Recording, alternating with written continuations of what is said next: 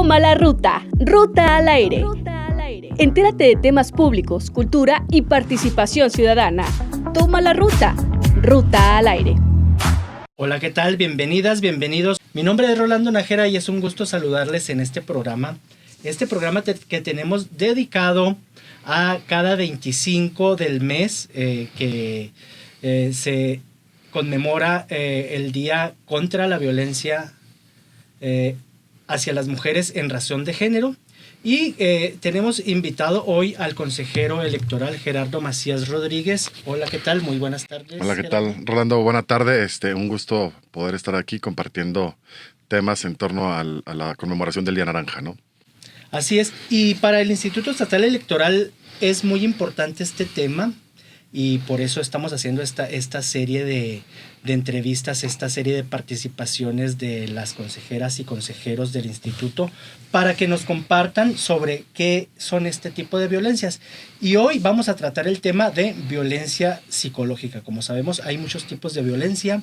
Ya platicamos sobre la violencia económica en una edición pasada y ahora vamos a hablar sobre la violencia psicológica. Y bueno, Gerardo, primero para que nos definieras este concepto, ¿qué es violencia psicológica?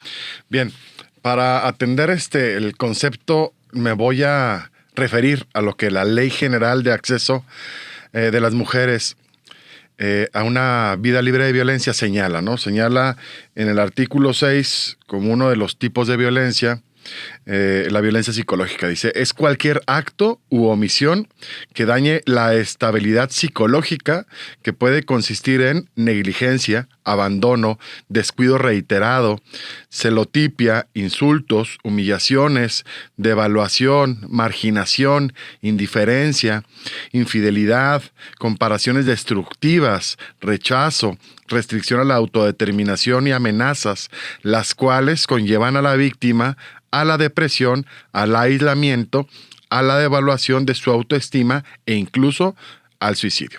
Eso es lo que establece la Ley General de Acceso de las Mujeres a una vida libre de violencia como el concepto de violencia psicológica. Es decir, es una violencia que es diferente a la física, o sea, no existe un contacto físico, el daño va más dirigido a la psique de la mujer, que pues impacta, ¿no? Impacta en su vida, en su personalidad, impacta este tipo de violencia, ¿no? Y creo que esta violencia, pues, conforme a datos ya que se han analizado, pues es la violencia, digamos, que tiene mucho mayor prevalencia dentro de estas diferentes tipos de violencia, como la física, la patrimonial, la económica, la sexual.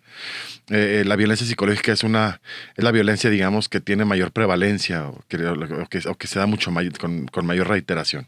Así es, y es una violencia que a veces puede ser muy sutil, ¿no? Porque no es tan fácil de ubicarla, porque pues la violencia física, pues bueno, se nota en las marcas en el cuerpo o en otras situaciones, ¿no? Pero la violencia psicológica a veces es tan sutil, a veces es una sola palabra y afecta mucho a las personas, en este caso a las mujeres que son víctimas de esta violencia. Y bueno, para poner un panorama sobre lo que es la violencia psicológica en México, de acuerdo con la encuesta nacional sobre la dinámica de las relaciones en los hogares, esta del 2011, establece que 63 de cada 100 mujeres han sufrido algún tipo de violencia. ¿Qué nos puedes comentar sobre esta encuesta nacional?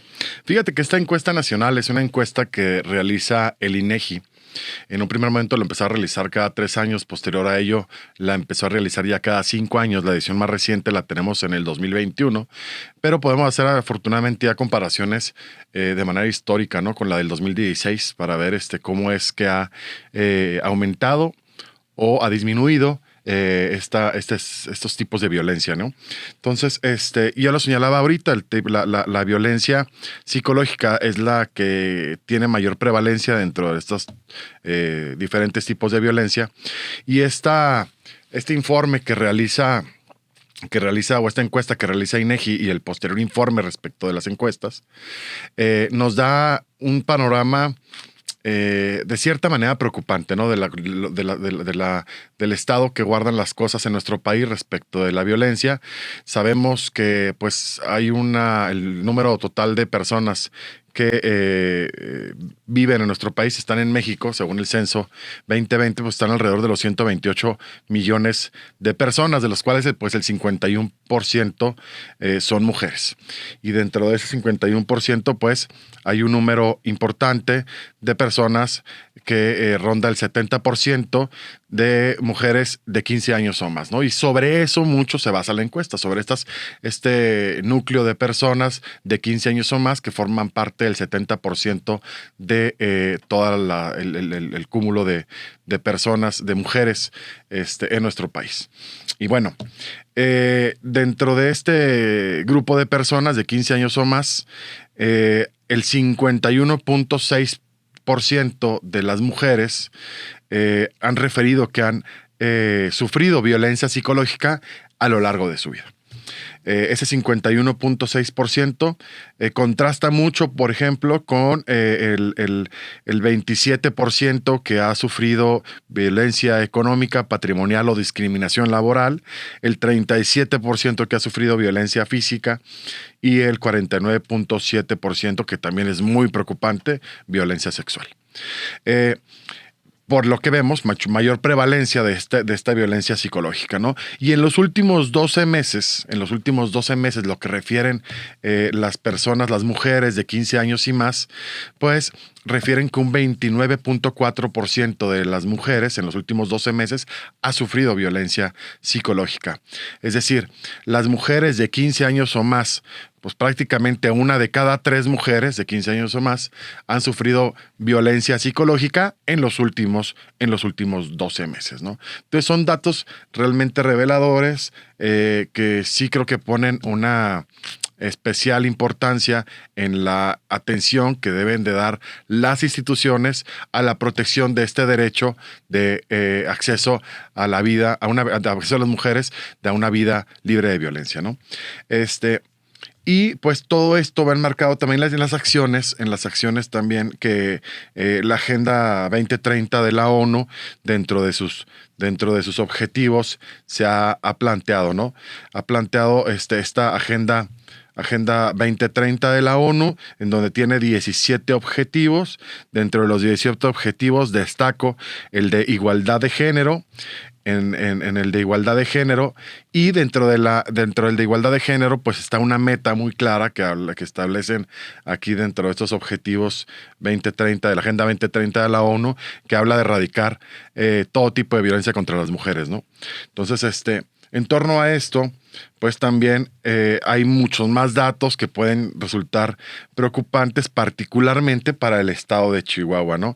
En el estado de Chihuahua tenemos aquí un dato interesante que es en el entorno laboral, ¿no? En el entorno laboral, ¿cuál es la prevalencia, digamos, de que las mujeres hayan sufrido algún tipo de violencia? Y primero que nada, lo que es importante destacar es que del 2016 al 2021 ha habido un incremento de violencia, ¿no? A lo largo de personas, de mujeres de 15 años o más, que señalan haber vivido violencia en el ámbito laboral.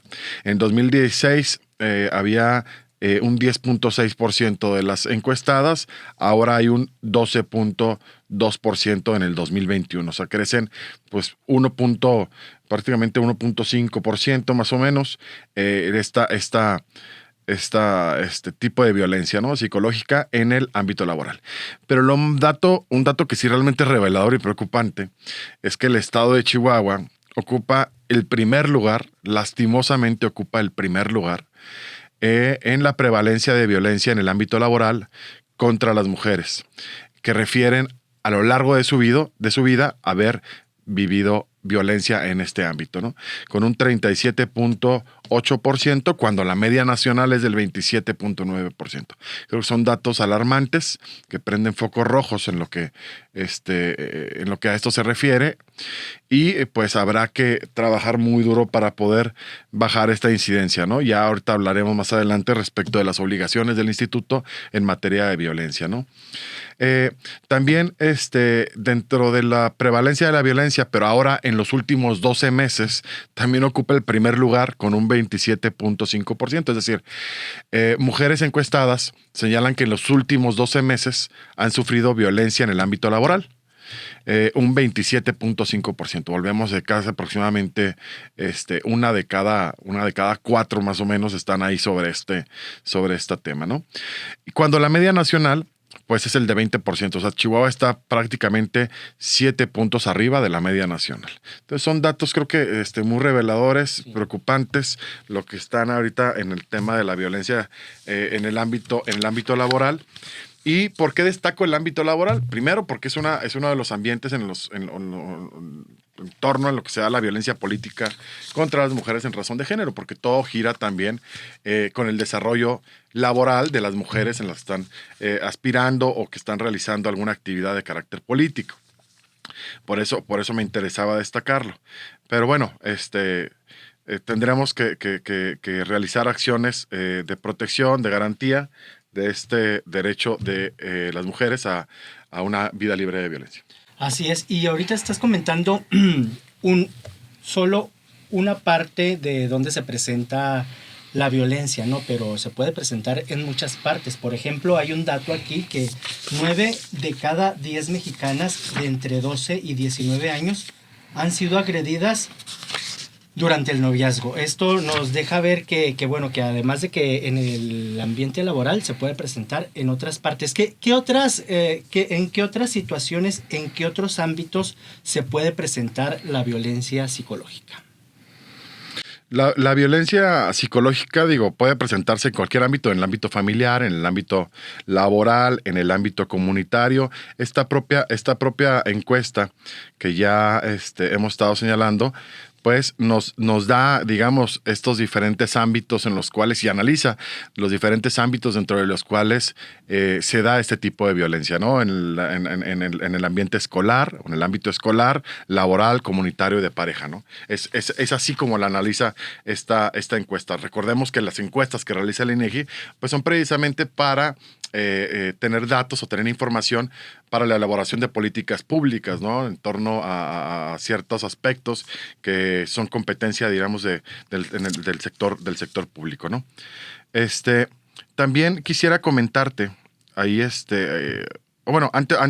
de ir para allá, vamos a platicar un poco más o menos de algunos ejemplos de la violencia, que sí quisiera dejar muy en claro para poder contextualizar todo lo que estamos hablando, ¿no? O sea, la violencia, ahorita hablábamos en la definición, una gran cantidad de situaciones en las cuales les podría considerarse violencia psicológica, pero ya para ponerlo un poco más, ejemplificado, es cuando una persona puede sufrir unas amenaza que genera miedo y coarta el accionar de la víctima, ¿no? Cualquier tipo de amenaza considerada como violencia psicológica, que incluso eso se puede traspolar al ámbito político. Alguna amenaza de una persona que busca aspirar, también una mujer busca aspirar a una candidatura y pues podrían existir amenazas para que decline, ¿no? En su caso, ¿no? Para que sea otra persona la que puedas tener el acceso. El chantaje, la humillación, monopolizar la toma de decisiones, el control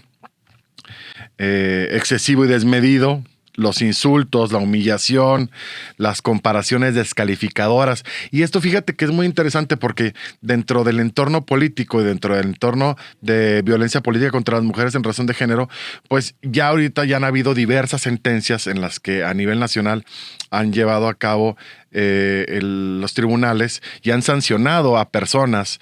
Y te lo digo personas porque pues cualquier persona puede ser una persona violentadora, no solamente los hombres, porque incluso hay personas, mujeres, sancionadas por violencia política contra las mujeres en razón de género en todo el país, ¿no? Y pues muchos de las que se ven o que hemos tenido acceso a estos expedientes, pues muchos se dan en torno a la violencia psicológica, al publicar, al señalar, tal vez la falta de capacidad de una mujer por ejercer el cargo, al estereotipar a la mujer en las campañas políticas, o sea, y esto es uno de los principales, digamos, como lo señalaba, la violencia psicológica tiene una prevalencia muy grande y en el ámbito político no es la excepción, ¿no? No es la excepción. Entonces, la violencia política contra la mujer en razón de género también tiene un contexto grandísimo que es importante atender de violencia psicológica. Así es. Y bueno, el Instituto Estatal Electoral de Chihuahua pues tiene una serie de acciones para erradicar o aminorar la violencia política en razón de género contra las mujeres. Para el órgano local, ¿qué tan importante es este tema y qué acciones se realizan actualmente? Mira, para nosotros es muy importante, digo, porque las obligaciones están dentro de la ley general y dentro de la ley estatal, y sí me gustaría enumerarlas, ¿no? Para que lo vean, que lo escuchen, perdón, quienes nos estén ahora sintonizando. A nosotros nos compete promover la cultura de la no violencia en el marco del ejercicio de los derechos político-electorales de las mujeres. Este tipo de espacios son un ejemplo de ello, de lo que estamos realizando. Incorporar la perspectiva de género en el monitoreo de las transmisiones sobre las precampañas y campañas electorales en los programas de radio y televisión que difundan noticias durante los procesos electorales. Sancionar, de acuerdo con la normatividad aplicable, las conductas que constituyan violencia política contra las mujeres en razón de género, debido a que nosotros somos autoridad que tramita los procedimientos sancionadores, que en este caso son los procedimientos especiales sancionadores, cuando existe alguna denuncia respecto de estas situaciones, ¿no? Y en la ley estatal, de derecho de las mujeres a una vida libre de violencia, ahí amplían mucho más las actividades del Instituto Estatal Electoral en su artículo 35 bis, que hablan de prevenir, atender y erradicar la violencia política contra las mujeres, recopilar estadística, difundir de manera permanente campañas de prevención, capacitar sobre violencia política contra las mujeres. Esas capacitaciones, pues hemos realizado ya distintas capacitaciones en torno a la red de candidatas electas, y hemos realizado ya en diversos puntos de nuestro estado, en diversos municipios, hemos realizado esas capacitaciones, que derivado de esas capacitaciones incluso se nos han acercado personas que han sufrido violencia, ¿no? Que han sufrido violencia y que pues debido a esas situaciones que nosotros hemos llevado, estas capacitaciones, se dan cuenta, ¿no? Que realmente lo que viven pues no es una situación normal y que están viviendo en un entorno de violencia, ¿no? Incluir en sus programas de capacitación y formación sobre medios de impugnación electoral el tema de violencia política, promover la cultura de la no violencia en el marco del ejercicio de derechos político-electorales, sancionar de acuerdo a la normatividad aplicable y las demás que establezcan las leyes, ¿no? Entonces, nosotros hemos estado realizando ya actividades de promoción, de capacitación, de atención para la erradicación de este tipo de conductas de manera permanente. El instituto es un organismo que tiene esta facultad, estas atribuciones respecto del ejercicio para la tramitación de los asuntos, de los medios de impugnación o de los procedimientos sancionadores para que las mujeres puedan acceder y realizar las denuncias correspondientes. Y aparte, que es algo bien importante, y quisiera destacar con letras muy grandes, el Instituto Estatal Electoral de Chihuahua es el único instituto a nivel nacional que cuenta con una defensoría pública para la ciudadanía chihuahuense. Esta defensoría pública tiene una de sus características es asesorar y llevar a cabo la defensa de cualquier mujer que se acerque aquí a la defensoría y que quiera denunciar algún tipo de violencia que ha sufrido política en contra de ellas, ¿no? Por razón de género. Entonces, pues sí quisiera destacar mucho este tema para que si existe alguna mujer que haya sufrido o que esté sufriendo violencia política por razón de género, pues acerca a la defensoría y puedan auxiliarla, puedan asesorarla de manera debida para defenderla, ¿no? En este caso, ¿no?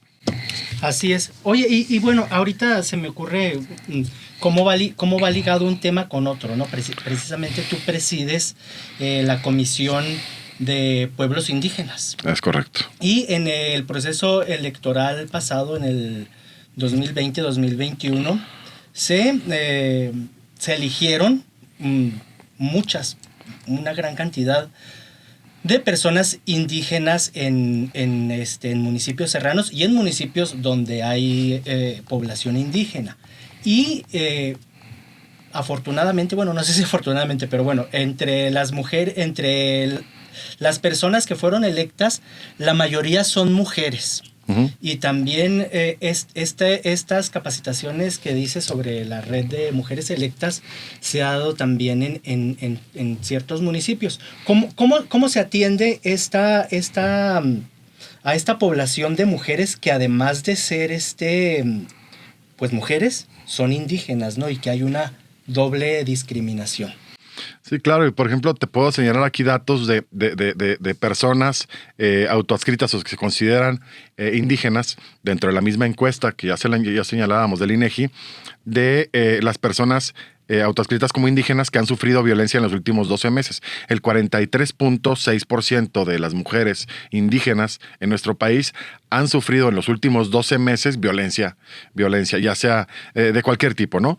Y en particular la psicológica, estamos hablando de que pues, prácticamente el 30% de las mujeres han sufrido violencia psicológica en los últimos 12 meses. Mujeres indígenas estamos hablando. Entonces, datos también reveladores, preocupantes. Nosotros, pues en el estado, ya como bien señalas, hay 59 regidoras y regidores indígenas, en su mayoría mujeres que ejercen esta responsabilidad en diversos municipios de nuestro estado. Y nosotros hemos estado, te insisto, llevando a cabo acercamientos con los municipios para poder explicar todos estos temas, ¿no? Toda situación de la violencia política contra las mujeres en razón de género, para que ellas puedan identificarla, ¿no? Puedan identificarla y en su caso, pues, realizar las denuncias correspondientes. Tenemos ahorita pendiente todavía la asistencia al municipio de Huachochi, que se iba a llevar a cabo hace un par de semanas, pero pues por cuestiones del clima no pudimos asistir o no pudimos llevarla a cabo, pero en próximas fechas vamos a asistir a Huachochi para continuar con estas visitas que hacemos a los municipios en torno a la red de candidatas electas para llevar a cabo esta capacitación. Y nuestro interés es tratar de llevar esta capacitación y que se reúnan, digamos, en Huachochi todas las mujeres indígenas electas como regidoras. Así es. Oye, bueno, y aparte, bueno, ya en otro tema, también hay un foro que se va a realizar, un foro indígena. ¿Nos pudieras adelantar un poco sobre qué es lo que se tiene contemplado en este foro? Sí, estamos organizando un foro. Pues es más que un foro, es un encuentro estatal, un primer encuentro estatal de autoridades indígenas electas para realizarlo. Bueno, lo vamos a realizar en Krill y traer a ponentes de Sala Superior, del Instituto Nacional Electoral, del Instituto Nacional de Pueblos Indígenas, de la COEPI, de la Comisión Estatal de Pueblos Indígenas, del Congreso del Estado, del Congreso de la Unión, para capacitar a las regidoras y a los regidores pues en todo tipo de materia, ¿no? Para poderlas fortalecer en cuanto al ejercicio de su labor. Asimismo, también nuestra motivación es invitar a gobernadoras y gobernadores indígenas de distintas comunidades de nuestro estado para también que expresen su sentir respecto de la actuación de las regidoras y los regidores indígenas electos en nuestro estado, ¿no?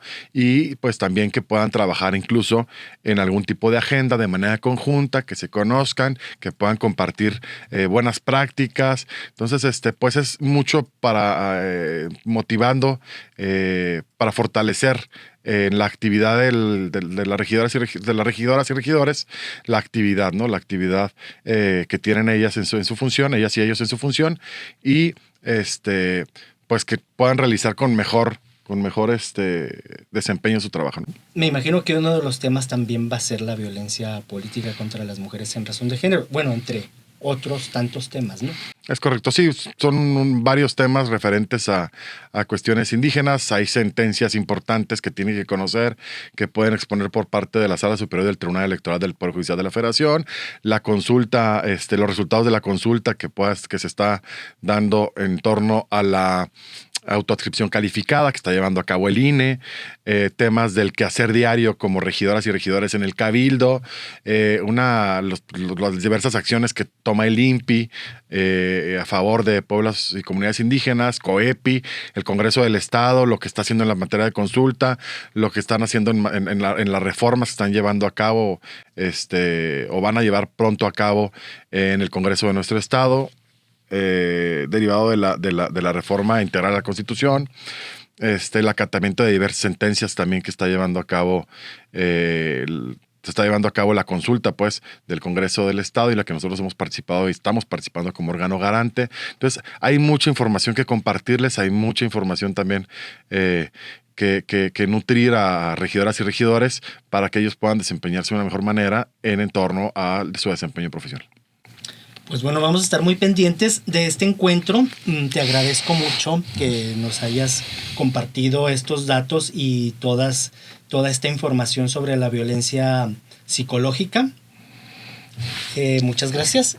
Y pues bueno, gracias también a ustedes que nos acompañan en las redes sociales del Instituto Estatal Electoral de Chihuahua, así como en el 106.9 FM de Radio Universidad. Muchas gracias por estar con nosotros. Es tiempo de un corte. Toma la ruta, Ruta al Aire. Te invitamos a consultar la edición número 8 de la revista Ruta Ciudadana. Durante estos 25 años, el instituto se ha dado a la tarea de organizar elecciones, promover la educación cívica e impulsar la participación ciudadana, así como de abrir cada vez mayores espacios de conversaciones, y esto se ve plasmado en cada uno de los números de la revista Ruta Ciudadana.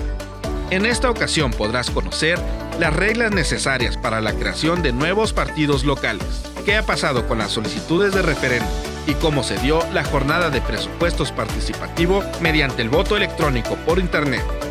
También encontrarás artículos relacionados con las juventudes y la niñez, entre ellos el concurso nacional de debate intercultural.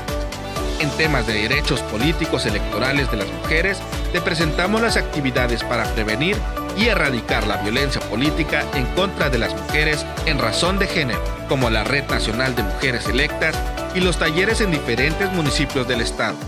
En la sección de entrevista, Luis Fernández Castro, visitador de la Comisión Nacional de Derechos Humanos, nos habla de identidad indígena y derecho a la consulta. Y Gloricela García, consejera electoral de Sinaloa y presidenta de la AMCE, comparte los objetivos y los alcances de la Red Nacional de Mujeres Electas. También encontrarás reflexiones sobre la democracia, expresadas por Gilberto Sánchez Esparza, Celi Selene Ronquillo Chávez, Servando Pineda Jaime y Juan Fernando Guerrero González. En nuestro almanaque te compartimos sobre el efecto Matilda y la aportación de las mujeres científicas. En la sección de cultura te espera la historia del Palacio de Alvarado y además reseñas de cine, deporte y movimientos sociales. Busca Ruta Ciudadana en la biblioteca virtual de la página del Instituto Estatal Electoral de Chihuahua, que es www.ieechihuahua.org.mx. Sorpréndete de la información que encontrarás aquí. Toma la ruta, Ruta al Aire. Hablemos de temas públicos, hablemos de cultura y de participación ciudadana. Te invitamos a que todos los martes te subas a Ruta al Aire. El programa radiofónico del Instituto Estatal Electoral de Chihuahua nos renovamos a 1 hora con más secciones. La cita es en el 106.9 FM de Radio Universidad a las 11:30 de la mañana. También estamos en Spotify. Toma la ruta, Ruta al Aire. El Instituto Estatal Electoral cumple 25 años más cerca de ti. El Instituto Estatal Electoral de Chihuahua nace un 26 de febrero de 1997 al servicio de la democracia. Sus principales tareas son organizar elecciones, jornadas de participación ciudadana y promover la cultura cívica. Desde su creación, ha organizado dirigido y vigilado las elecciones y demás procesos que requieran consulta pública en el Estado, y está compuesto de un órgano central de mayor jerarquía denominado Consejo Estatal y los órganos distritales y municipales. En estos 25 años se han emitido acciones afirmativas a favor de mujeres, pueblos originarios y actualmente trabaja en la implementación de acciones que garanticen los derechos político-electorales de todas las personas. Actualmente, el Consejo Estatal del IE está integrado por Yanko Durán Prieto como consejera presidenta y como consejeras y consejeros electorales Frida Libertad Licano Ramírez, Georgina Ávila Silva, Luis Eduardo Gutiérrez Ruiz, Víctor Yuri Zapata Leos, Ricardo Centeno Fernández y Gerardo Macías Rodríguez. Instituto Estatal Electoral de Chihuahua. 25 años contigo en la democracia.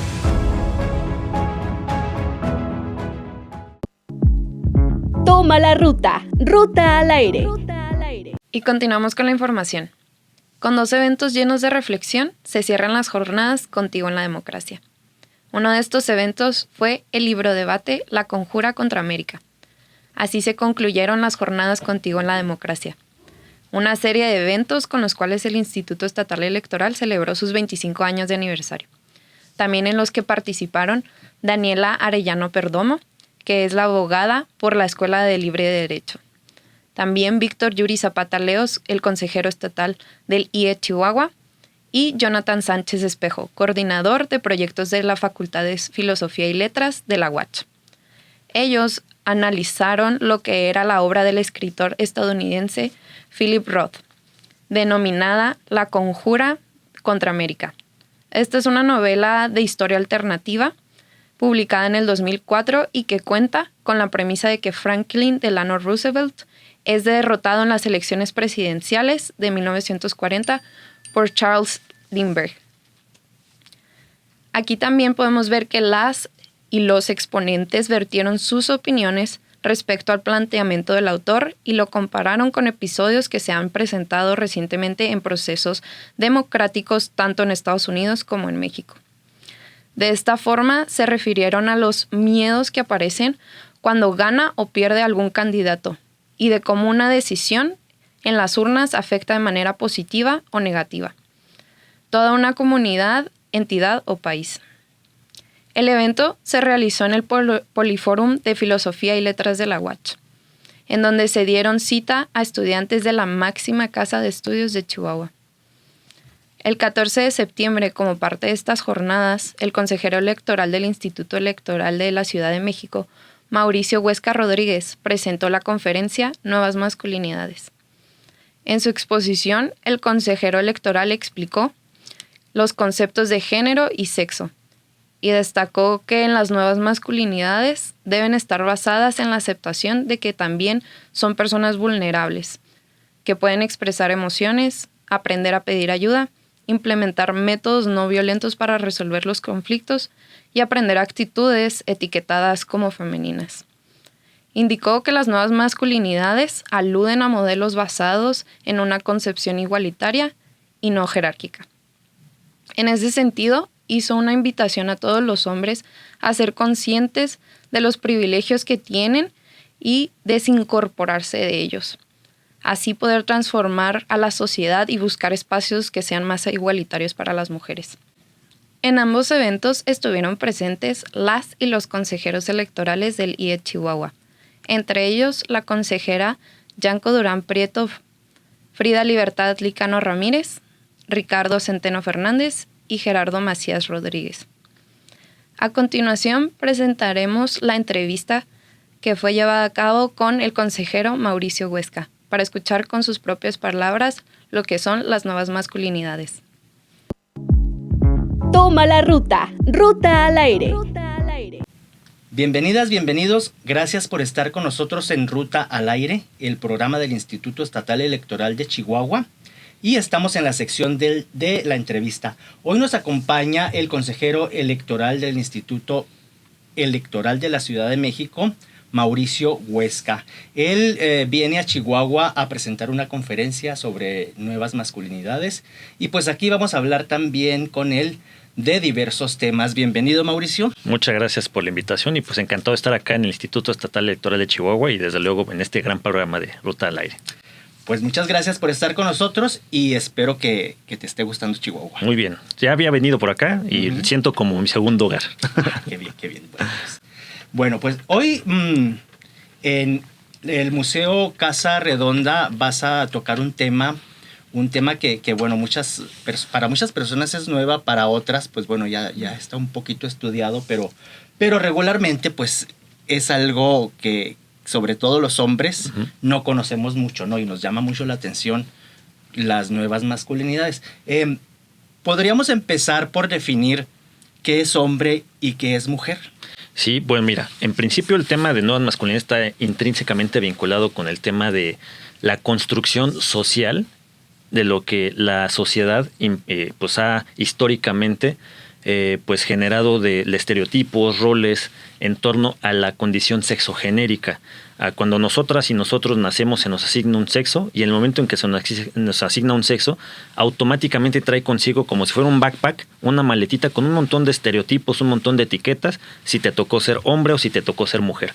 Y estas etiquetas no son una condición biológica, sino son una condición más bien de construcciones sociales, antropológicas y que son dinámicas a partir del tiempo y del momento y el lugar donde te desarrollan. No es lo mismo ser mujer en el norte que en el sur, o lo mismo pasa con los hombres, ser hombre en el centro del país con un hombre en costa. Entonces, justamente las masculinidades lo que nos viene a decir es, oigan, a ver, está bien que haya divisiones de sexo biológicas, pero lo femenino y lo masculino no tienen nada que ver con condiciones biológicas. Estas son, digamos, por ponernos de alguna manera, etiquetas sociales que nos pone la sociedad para poder desarrollar los roles con los que nos relacionamos, incluso pues el tema de la masculinidad, que es lo que vengo a hablar, desde un punto de vista de hegemónico, es decir, esta masculinidad pues un poco tóxica, bueno, un poco muy tóxica, que lo que genera es precisamente un sistema de dominación pues constante y permanente, no solamente en contra de las mujeres, sino en contra de otros cuerpos también. Y lo que buscan las nuevas masculinidades es justamente, pues primero identificar cuáles son estas, digamos,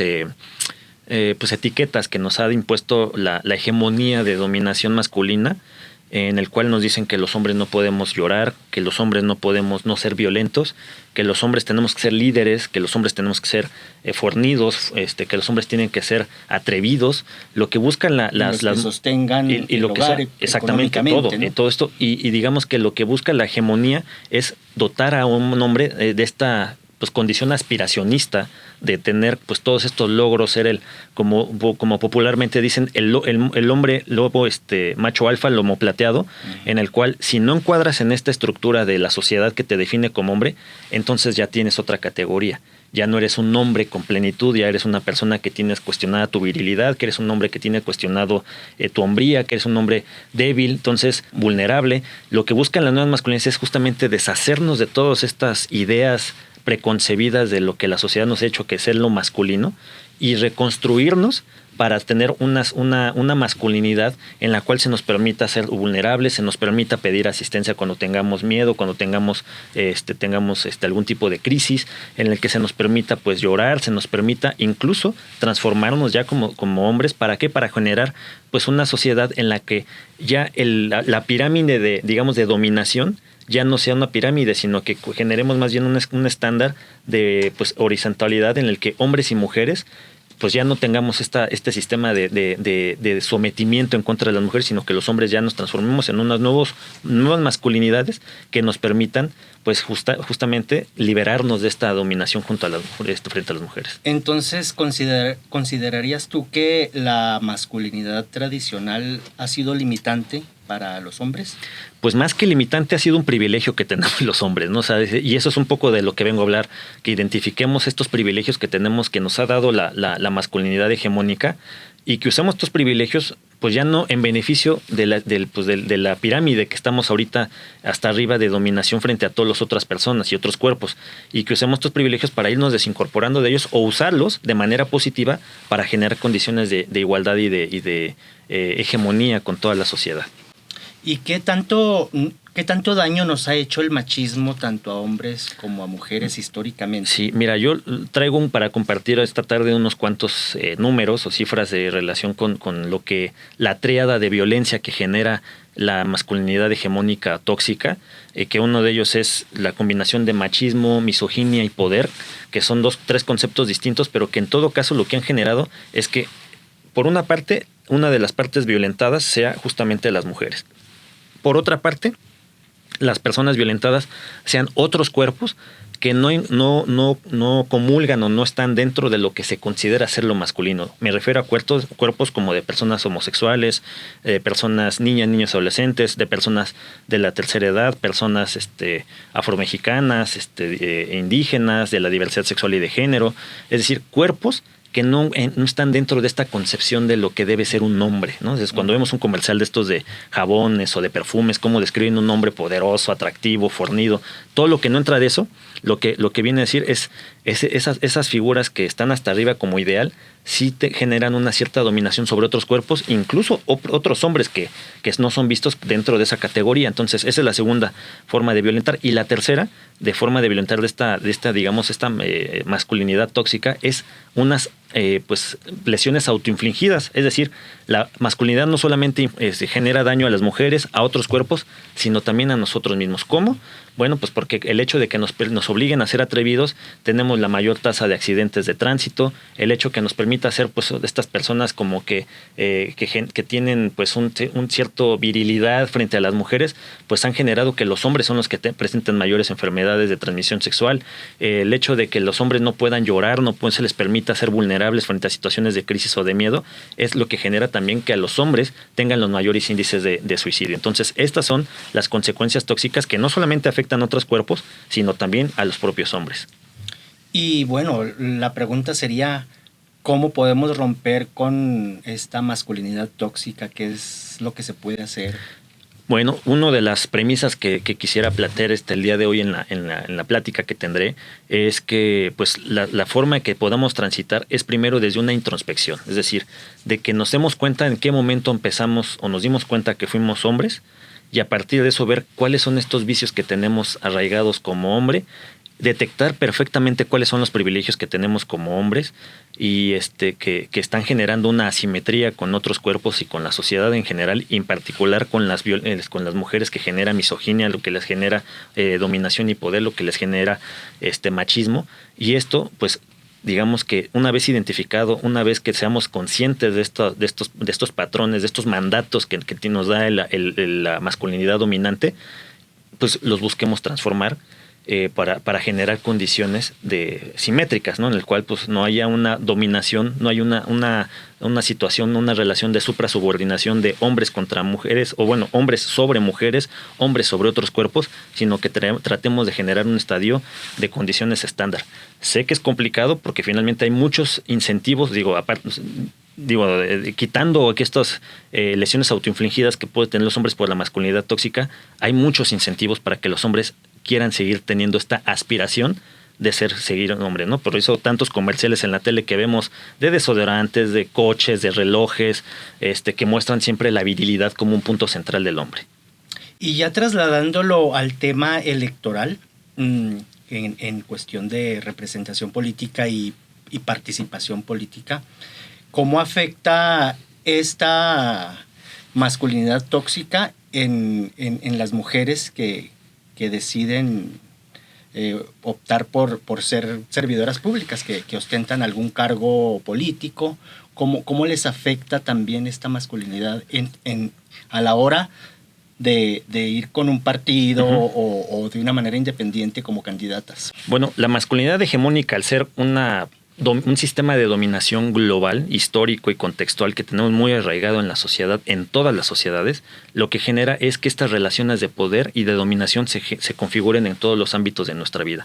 En la vida familiar, en la vida laboral, en la vida pública, como puede ser política. ¿De qué manera se traslada? Con violencia política de género, en el hecho de que cuando hay un cargo que antes tradicionalmente no tenían que disputarse los hombres contra mujeres, sino solamente entre los hombres, pues genera también mucho mayor agresión y mucho mayor violencia hacia las mujeres. ¿Por qué? Porque entonces ya empiezan a ser sujetos públicos las mujeres también, las cuales están a juicio del sistema de dominación, quitándoles espacios que pues ancestralmente tenían ocupado los hombres. Entonces eso genera que se exacerbe la violencia en contra de las mujeres en la forma en cómo se visten, en la forma en cómo llegan, en la forma en cómo se expresan, en la forma en que hacen política, de qué manera, pues llamándolas, cosificando su cuerpo, en el sentido de estigmatizar sus roles, en el sentido de generar denigración, pues un poco de calumnia y de comentarios que muchas veces cuestionan los talentos o las capacidades mismas de las mujeres en el momento de hacer política. Así es. Y bueno, los institutos del país, todos, se han sumado a una red, a la red de mujeres electas, donde se busca erradicar la violencia política contra las mujeres en razón de género. Es un trabajo que se hace pues muy exhaustivo, ¿no? En todas las entidades. Uh-huh. En Chihuahua se han hecho pues varios eventos, varios foros para hacer conciencia uh-huh. con las mujeres electas sobre la violencia política en razón de género, y esta parte no se había planteado, ¿no? Porque se está dando la información a las mujeres y ya las mujeres saben lo que es violencia política, saben cómo denunciarla y todo, ¿no? Uh-huh. Pero hacía falta esta parte también de hacer conciencia con los hombres, ¿no? Que es la otra parte, la parte agresora, que también tiene que hacer conciencia de ello, ¿no? Porque si una parte está informada y la otra no, pues no funciona esto, ¿no? Y pues qué bueno que vienes a hablarnos de nuevas masculinidades. Y bueno, ¿cómo ayuda esta información a que se dé un ambiente político, un ambiente sano, ¿no? Uh-huh. Sí, sin duda. El hecho de las masculinidades es justamente que los hombres, pues también nos volvamos conscientes de la problemática de la cual nosotros mismos hemos estado reproduciendo. Si bien nosotros o esta generación como la tuya o la mía, los que vienen atrás o los que están adelante, no la impusieron, porque finalmente nosotros solamente hemos estado replicando conductas y etiquetas que han puesto de manera ancestral. Lo cierto es que tenemos que volvernos parte de la problemática y reconocernos como parte de la problemática. Y si bien el movimiento feminista ha hecho ya grandes avances, ha visibilizado grandes situaciones, ha generado luchas constantes de mujeres, bueno, pues ahora nos toca a los hombres también no sumarnos al tema feminista, porque finalmente en mi concepción un hombre no podría ser feminista porque no nos ha tocado vivir estas discriminaciones que sufren las mujeres día a día o la misoginia con la que son tratadas. Pero lo que sí podemos hacer somos alianzas y aliados estratégicos entonces de las mujeres. ¿Y cómo podemos apoyarlas? No subirnos al protagonismo de decir sí, esto es violento, esto es misógino dentro de la lucha feminista, sino acompañar o acuerpar esta lucha feminista a partir de las teorías propias feministas que han sacado, en las que señalan cómo generar o cómo deconstruirnos como hombres a partir de las masculinidades y las nuevas masculinidades emergentes, simétricas, participativas, etcétera. Pues bueno, muchas gracias por venir a Chihuahua a hablarnos sobre este tema, y mucho éxito, y esperemos también nosotros y bueno, sobre todo la sociedad chihuahuense, quienes acudan a esta conferencia, podamos aprender mucho. Y tocando otro tema, ya que te tenemos aquí, hay un tema que en todos los institutos electorales se está priorizando, que es la atención a grupos prioritarios. ¿Me podrías hablar un poco de qué es lo que hacen ustedes en el instituto para estos grupos, para ayudar a estos grupos? Bueno, sí. Primero, un poco de contexto. En la Ciudad de México particularmente tenemos ya una constitución desde el 2017, que fue nuestra primera constitución, nuestra primera carta fundante, porque la Ciudad de México, para que la sociedad de Chihuahua y que nos escuchen en otras latitudes lo conozcan, la Ciudad de México no había sido un ente autónomo. La Ciudad de México dependía de la Federación. Los habitantes de la Ciudad de México no teníamos derecho a votar por nuestros representantes ante el Poder Legislativo, ante los órganos de gobierno, de tal suerte que desde la Presidencia de la República, al ser la sede de los poderes, todos eran impuestos, designados por la Presidencia de la República. Desde hace prácticamente 20 años a la fecha es que nos han permitido pues ir participando en procesos electivos, y ya tenemos una cierta autonomía, una emancipación como ciudad. Y justamente en 2017 se emitió el primer documento fundante de como Ciudad de México, en el cual se prevén una lista de 14 grupos de atención prioritaria. ¿Qué son estos grupos de atención prioritaria? Pues son precisamente estas personas, estos grupos, estos colectivos en los cuales de manera pues histórica y socialmente han sido discriminados y que viven de una violencia y discriminación estructural. ¿Y a qué me refiero con violencia y discriminación estructural? Aunque está tan metida en nuestra conciencia y está tan metida en nuestras instituciones que muchas veces es invisibilizada para muchos de ellos de cómo sufren estas discriminaciones. Entonces, ¿qué grupos se han metido en esta lista? Se han metido mujeres, niños, adolescentes, personas en situación de calle, mujeres indígenas, personas con discapacidad, personas de la diversidad sexual y de género, minorías religiosas, etcétera. Entonces, lo que se busca con este grupo de atención prioritaria es visibilizarlos para que el Estado mexicano y particularmente la Ciudad de México se comprometa a que delineen políticas y mecanismos institucionales para erradicar estas discriminaciones, generar condiciones de aventajamiento a través de acciones afirmativas o de alguna otra naturaleza que permita que las personas que están pues históricamente discriminadas puedan tener una situación de privilegio para que pues puedan revertir pues todas las asimetrías que ha generado esta sociedad. Entonces, particularmente la Ciudad de México lo que ha hecho es, desde la educación cívica, pues trabajar con talleres, trabajar con concursos, trabajar con actividades muy focalizadas en los cuales se les dota de información sobre cuáles son sus derechos, cuáles son las herramientas que tienen para ejercerlos, cómo enfrentar, pues digamos, la resistencia gubernamental, la resistencia institucional y cómo enfrentar también, pues la resistencia social al cambio, ¿no? Y en ese sentido, ¿qué grupos, de estos grupos que me comentas, cuáles han sido favorecidos con acciones afirmativas por parte del consejo de este instituto? Pues mira, uno de los que recientemente hemos incorporado ya de manera muy, pues digamos, muy abierta y franca ha sido las personas migrantes, en los cuales la Ciudad de México, pese a que no tenía una tradición expulsora de migrantes, hoy por hoy ya se volvió el quinto estado con mayor nivel de expulsión de personas hacia el extranjero. Entonces esto implica que de la población que tiene la Ciudad de México en el extranjero, calculamos que cerca de 500,000 está viviendo fuera de nuestro país. Entonces, pues para dotarles de un derecho, un derecho que tienen a la representación política, acabamos de incorporar en las elecciones pasadas la figura de la Diputación Migrante, la cual les va a permitir que tengan una representación en el Congreso capitalino.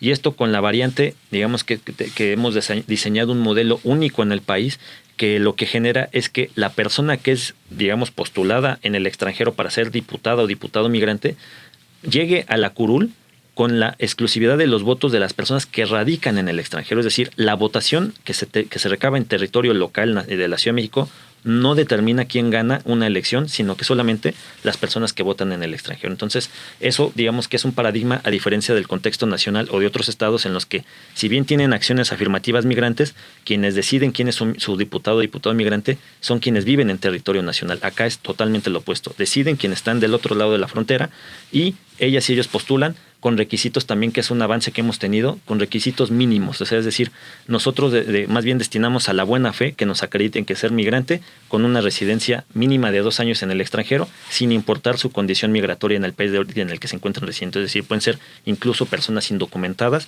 las que puedan postularse. Okay. Y ya que hablamos de voto desde el extranjero, que es una innovación pues en el país, que llevó a otra innovación, que es el voto electrónico. Uh-huh. ¿Cómo nos fue en este proceso electoral donde pudimos captar el voto de las personas que viven en el extranjero por medio del voto electrónico? Bueno, pues creo yo que el voto electrónico ha generado condiciones favorables para que la ciudadanía que se encuentra residiendo fuera puedan participar con independencia de la movilidad que tienen. Como bien sabe la ciudadanía, cuando una persona es migrante, la movilidad es muy diferente y mucho más dinámica que cuando estamos en territorio nacional, porque mucho depende de las fuentes de empleo, las fuentes de trabajo, etcétera, lo cual genera mucha movilidad y que muchas veces la permanencia en un territorio para poderse credencializar, para poder mandar la boleta física al domicilio, que la pueda volver de regreso, que es un método hoy por hoy utilizado, pues no genere una barrera material para que puedan ejercer el voto. Entonces, la herramienta del voto electrónico lo que viene es a facilitar, pues con independencia del horario de trabajo que tenga, con la independencia de la movilidad que tenga en algún territorio extranjero, pues puede emitir su sufragio de manera incluso anticipada, en el cual se les abre un periodo de semanas previas a la votación para que ellas y ellos puedan registrarse decidir votar por este mecanismo de Internet, con todos los candados y blindajes necesarios que muchos de ellos incluso llevan a cabo a través de cruce de datos biométricos y puedan de esta manera poder participar desde el extranjero.